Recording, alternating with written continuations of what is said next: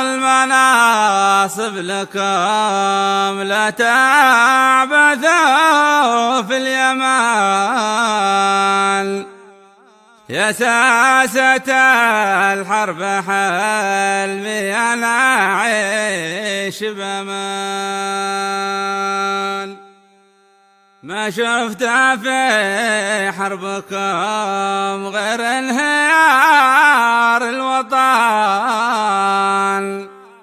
والعار والذل شافنا في العجاف الثمان.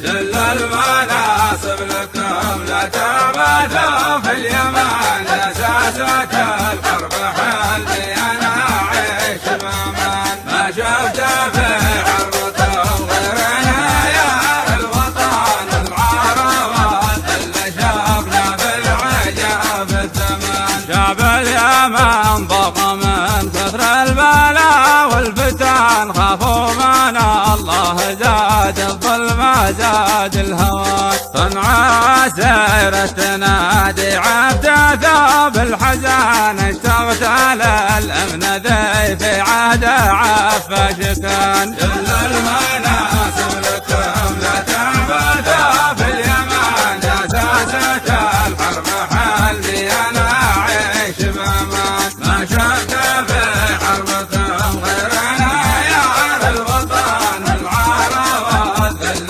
شافنا في العجاف الثمان. كانت سعيدة مناظرها حمات كل فان، واليوم هدوا ثراها والحصان الحسن. مهد الحضارة باعوها بأرخص ثمن، شل شياطين خانوها وكم من جبان. جل المناصب لكم لا تعبثوا في اليمن، يا ساسة الحرب حلمي أنا أعيش بأمان.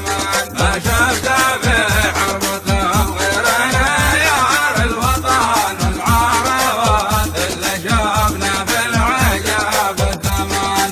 أنا ويمن وهي في العزة طول الزمان، وجوعوا الشعب واهتن الذي ما يهان. حرب الغابة مسلي منها رضيع اللبان، ولا تهان اليتيم اللي حرمه الحنان. جل المناصب لكم لا تعبثوا في اليمن، يا ساسة الحرب حلمي أنا أعيش بأمان. ما شفت في حربكم غير انهيار الوطن، والعار والذل شافنا في العجاف الثمان. تبكي من الجوع دمعة حرقين الوجان، لا ذمته للكراسي والكروش السمان. يا غارة الله من فيرحم شعب من، أين المغاوي رحان الوقت يا قوم حان. جل المناصب لكم لا تعبثوا في اليمن، يا ساسة الحرب حلمي أنا أعيش بأمان. ما شفت في حربكم غير انهيار الوطن، والعار والذل شافنا في العجاف الثمان. سلبنا بالنسبنا من وعود الخوان، لما نعيش بكرامة ونعيم الجنان. طالق حياة المذلة غربوا للكفان، وحسبي الله عليهم والله المستعان. جل المناصب لكم لا تعبثوا في اليمن، يا ساسة الحرب حلمي أنا أعيش بأمان. ما شفت في حربكم غير انهيار الوطن، والعار والذل شافنا في العجاف الثمان. هذه الشيلة كلمات شاعر الوطن أحمد محمد بنة، أداء وألحان أبو عارف المسلمي.